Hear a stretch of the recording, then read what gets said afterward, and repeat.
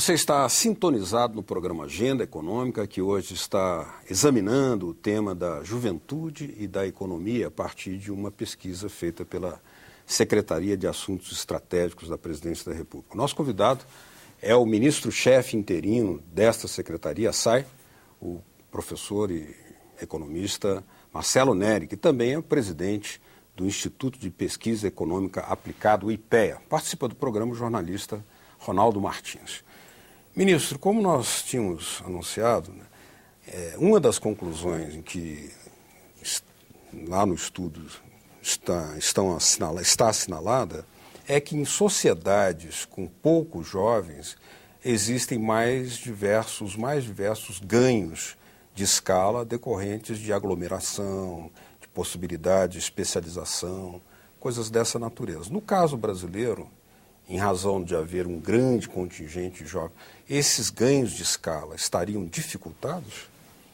Quer dizer, na verdade você tem ganhos de escala e do outro lado deseconomias de escala, de tamanho, deseconomias urbanas. Quer dizer, 85% da população brasileira mora em cidades. Se você tem uma grande juventude, você pode talvez especializar o tipo de educação que você oferece, ou os programas culturais, etc., que são as vantagens das luzes das cidades, né? Ao mesmo tempo, você vai ter mais gente nas ruas, engarrafamento, aeroportos cheios, se você não tiver infraestrutura à altura desse desafio. Então, na verdade, eu diria que há boas e há notícias difíceis desse tamanho da juventude, e, no meu entender, apesar, como eu disse no começo do programa, eu acho que o jovem é um grande desafio, acho que os temas que a gente tem evoluído mundialmente enquanto sociedade são temas essencialmente ligados à juventude e aos rapazes em geral. Acho que é importante na juventude ter esse corte por gênero. Acho que as moças elas estão tendo avanços de educação e todos esses problemas, eles não são problemas típicos da juventude, a não ser das moças, a não ser desemprego e talvez gravidez precoce. Mas o senhor está querendo dizer que elas têm mais avanços que os moços? Que os rapazes? Por quê? Eu acho. Isso é sociedades ocidentais, não é uma coisa particular. Mas eu acho que porque elas fizeram o dever de casa. Avançaram muito na educação, ultrapassaram os rapazes. Aí não necessariamente as moças, mas as mulheres em gerais. Elas hoje em dia têm até mais apoio do Estado do que os homens. Quer dizer, a educação das mulheres ultrapassou os homens em 96. As rendas não trabalham em 2006. Bolsa Família, aposentadoria e renda do trabalho também, que é menor. Quer dizer, o problema das mulheres é que elas têm mais educação e ganham menos. Mas como o futuro é dos educados, o futuro é dessas jovens que estudaram mais. O desemprego afeta igualmente os moços e as moças, e é um dado que eu queria que o senhor comentasse, porque a pesquisa do IBGE de desemprego em junho aponta que no Brasil essa taxa está aí por volta de 6% e entre os jovens ela subiu de 13,6% para 14,1%. Ou seja, nós temos um contingente de jovens desempregados muito maior do que a média da população. Por quê e quais os riscos disso? Quer dizer, primeiro é preciso dizer que isso é um fenômeno mundial, né? A taxa de desemprego de jovens na Espanha é 40%, lá na Grécia eu vi um número, não sei se eu estive lá há pouco tempo, era 60% ou 70%, um número que... Absurdo. E a média é 27%. Da Grécia. Da Grécia, a média da população. A média da Grécia, até estive lá, depois desses protestos, etc., e reunião lá do conselho, e aí eles falam, não, eu entendo perfeitamente, estou vendo os protestos. Eu falei, não, você não está entendendo, a minha taxa de desemprego é 5, a de jovem é 13, que é muito mais alta, mas não é 60, nem 27. Então, acho que tem uma diferença importante. Até certo ponto, é natural que os jovens tenham uma taxa de desemprego maior. Por quê? Porque eles estão começando na vida, eles estão entrando no mercado de trabalho. Não acho que o ideal seja a pessoa que tem um emprego, o primeiro emprego, e fique nesse emprego toda a vida ativa dela. As pessoas estão numa fase de experimentação, mas é uma taxa de desemprego muito mais alta. Uma parte importante disso é uma certa taxa de sofrimento que não deveria ter, demandas não satisfeitas dos jovens. Por outro lado, nos últimos anos, houve uma queda que acho que é bastante positivo, uma queda do número de jovens que trabalham e só os números de jovens que estudam. É verdade que aumentou também aqueles que não trabalham e não estudam, mas eu acho que o jovem está estudando mais. Então, num certo sentido, a oferta, vamos dizer, o trabalho dos jovens, seja porque o desemprego é alto, aqueles que querem trabalhar não conseguem, e muitos não querem trabalhar, então está faltando de emprego de jovens. Assim. Não está faltando, que eu acho até bom os jovens estudar mais. Eu sou favorável, acho que é uma tendência que eu leio como positiva, não o desemprego, mas esse adiamento do estudo. Entrada no mercado. Só que, por outro lado, o jovem, hoje em dia, ele quer ter um celular, quer ter um acesso à internet, são coisas que custam. Não é nem um aumento de custo de vida, é o custo de vida que é alto, porque são novos padrões de consumo. Então, isso eu acho que é um terreno fértil para insatisfação. Tem insatisfação trabalhista, mas também tem insatisfação de consumo numa sociedade onde consumir é fundamental. Agora, ministro, voltando àquele tema do apagão da mão de obra, assim chamado apagão da mão de obra, talvez não seja muito preciso, né? É que, no caso brasileiro, onde a saúde é apontada, né, em algumas pesquisas, como nesse trabalho também, como um dos graves problemas pela juventude, no caso brasileiro nós temos ainda uma restrita importação de profissionais qualificados, o senhor já dizia isso. Mas especialmente na saúde, haja vista essa resistência ao programa Mais Médicos, lançado pelo presidente da República, isso se evidenciou, porque outros países, como a Inglaterra, Canadá, Austrália, importam profissionais da área de saúde com muito mais facilidades que aqui. O senhor saberia onde está localizada essa resistência ou essas dificuldades aqui? Acho que é uma resistência natural de classe, né? Isso não é só no Brasil. Tem um texto de 50, 60 anos atrás que falava do porquê que os médicos nos Estados Unidos ganhavam tanto naquela época. Era porque tinham poucas licenças, poucos profissionais e muita demanda, né? E, na verdade, a gente fez um estudo pelo IPEA que mostrou que já em 2000 já era verdade, refizemos agora com dados do censo de 2010, e vemos que o médico é o primeiro do ranking em quê? Em salário, em taxa de ocupação, em formalidade, que são boas notícias para aqueles que estudam medicina, mas também em jornada de trabalho, que é uma má notícia, mas todos esses indicadores indicam que faltam médicos. Então, os dados mostram que faltam médicos no Brasil. E médico, ao contrário de engenheiro, quer dizer, você pode pensar, não, nem todo lugar tem a necessidade de engenheiros, porque nem todo lugar tem fábricas, etc. Construção civil, sim. Regiões potencialmente agrícolas. Né? Agrícolas, exatamente. Na área do petróleo, há importação de engenheiros. Exatamente. Né? São áreas que você consegue. Mas médico, você precisa estar onde que as pessoas estão. Se tem gente, você precisa de médico. Todo lugar. E existe no Brasil, além de uma falta de médicos, como os indicadores trabalhistas mostram, uma má alocação de médicos, não uma falta de médicos mais no interior, em periferia, mas falta muito menos. Falta muito mesmo. Assim, às vezes, pegar os 200 maiores municípios brasileiros, o líder de presença de médicos de todos eles é Niterói. Onde que falta mais médico é em Belford Roxo, que é na mesma região metropolitana. Então, você tem problemas assim, de localização dos médicos, e aí tem duas visões. Tem a visão da classe médica e tem a visão do usuário de medicina, todas as pessoas, né? Inclusive os médicos. Mas, então, acho que quer dizer, é verdade que falta estrutura nos postos de saúde, equipamentos médicos, etc., mas os dados mostram com muita clareza que faltam médicos. E aí você pode tentar formar mais médicos, como está sendo feito, mas a carreira de medicina, ela demora muito tempo. Então, você está buscando atalhos através de importação de médicos, atração de médicos, uma vez que os médicos, que não houve o preenchimento das vagas por médicos nacionais, está se oferecendo um salário de R$10 mil líquidos, uma bolsa, para o médico, para ir para o interior, para ir para a periferia. Então, acho que é uma questão controversa, polêmica, mas acho que extremamente saudável o debate, porque eu acho, quer dizer, que é uma questão do usuário, versus uma classe, que é uma classe nobre. E no certo sentido... É uma emergência. No certo sentido, isso emergência. comprova a tese que o senhor tem colocado aqui de que o jovem hoje tem, muitas vezes, aberto mão de certo tipo de emprego. Né? Porque na medicina mesmo, nós temos assim, os jovens descartando certas especialidades que eles julgam que são mais trabalhosas. Né? Hoje faltam pediatras, por exemplo, no país. Você tem muitos jovens que não querem mais...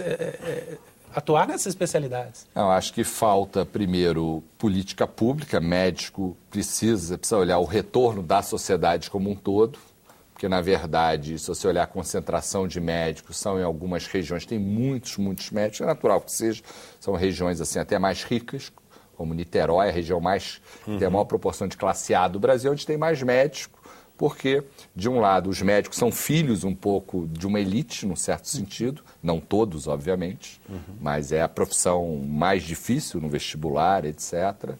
E, ao mesmo tempo, você tem um público que você pode atender privadamente, etc. Agora, a necessidade de médicos é para toda a população. Agora, esse tema da saúde, ministro, ele traz um dado interessante na pesquisa da Secretaria, que mostra que, embora seja a segunda principal preocupação dos jovens, há uma diferença muito grande na abordagem dos jovens e dos adultos em relação à saúde. Para os adultos é a prioridade absoluta, e para os jovens não. Isso dentro daquela colocação do senhor de vantagens e desvantagens do bônus demográfico. Não poderia ser uma vantagem hoje que vai se tornar em desvantagem no futuro? Porque se temos uma população mais jovem hoje, eu imagino que isso significa que temos menos gastos com saúde do que teremos no futuro. É correta essa análise? Quer dizer, estamos vivendo um momento em que, embora a saúde esteja tão precária, com tantas queixas, ela está num momento bom, porque os gastos são pequenos em relação àquilo que acontecerá no futuro. Eu diria que os gastos são crescentes, mas se acelerarão no futuro por conta do envelhecimento.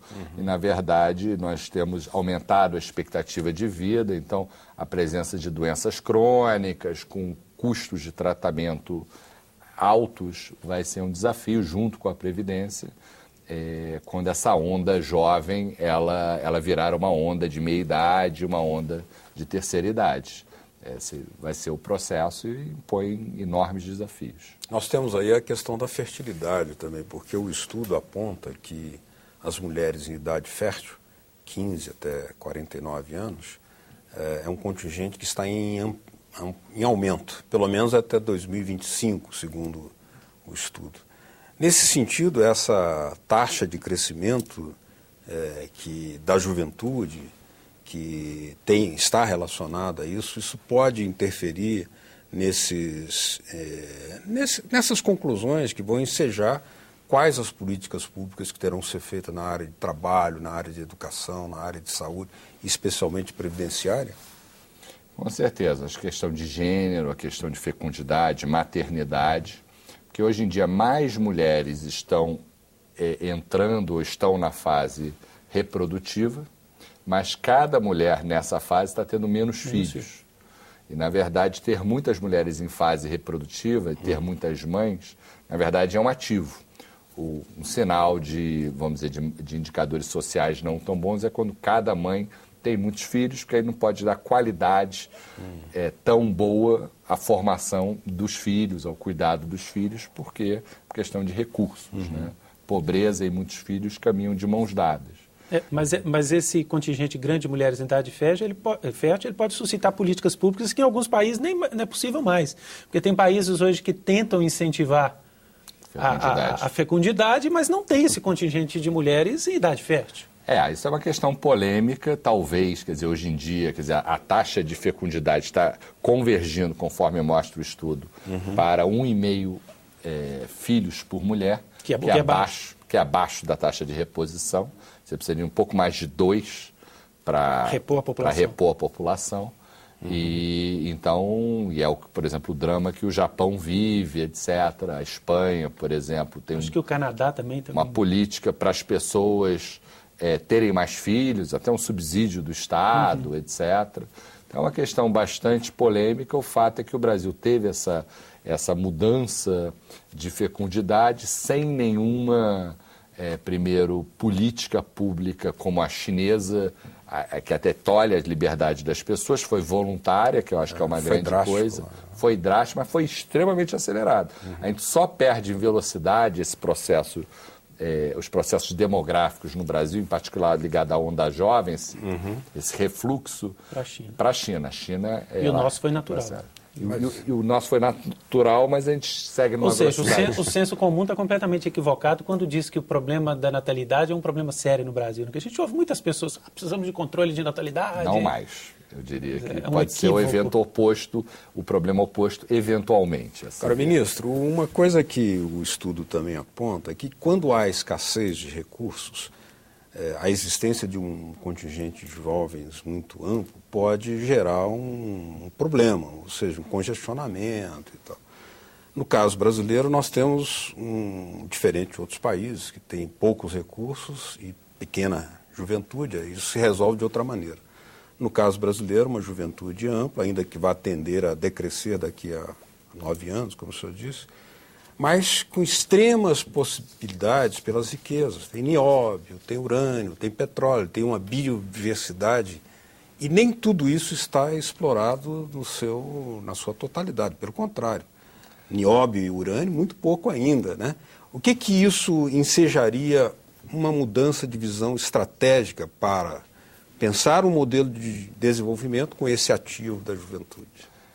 Acho que a sua pergunta ela é especialmente relevante, por exemplo, a questão do pré-sal, que justamente você está tentando adaptar isso. Você está tentando usar a riqueza que o país tem para gerar uma juventude mais educada, que quando os proventos do petróleo diminuírem ou caírem,